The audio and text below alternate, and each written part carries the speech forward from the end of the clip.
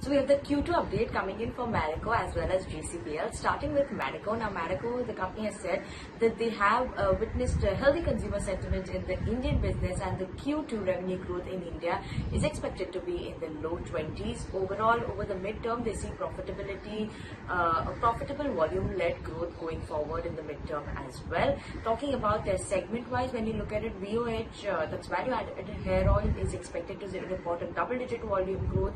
Saffola edible oil, on the other hand, is expected to see a muted volume growth due to the high edible oil prices.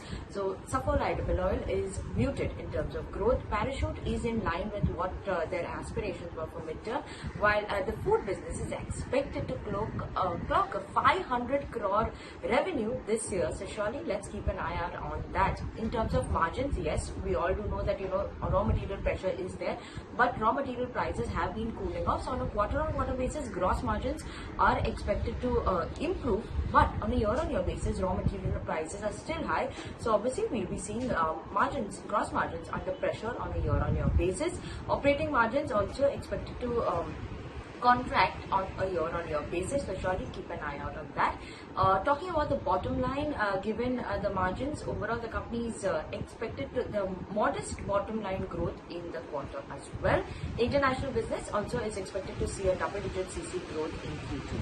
Moving on, let's talk about GCPL. Now, GCPL also said that the demand trends are across categories have remained quite steady. They are expecting overall single-digit growth in Q2, and operating margins in Q2 are expected to contract, driven by the rise in input costs. Now, in the Indian business, they are expecting a double-digit volume growth, mainly because of the price increases that they have taken in India as well, and they have witnessed broad-based sales growth in home care and personal care categories in India.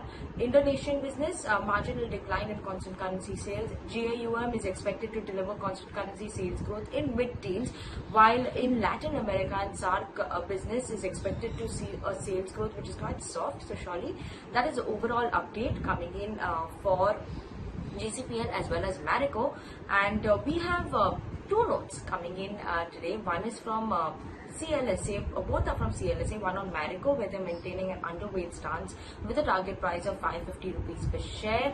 And overall, given that the Q2 update is there. Other than that, GCPL, also CLSA, has actually maintained an outperformance stance for GCPL and given a target price of 1050 rupees per share. They expect that the 15% reported and Godrej constant currency growth in the GAUM business, which the company has mentioned, and they expect the key segments.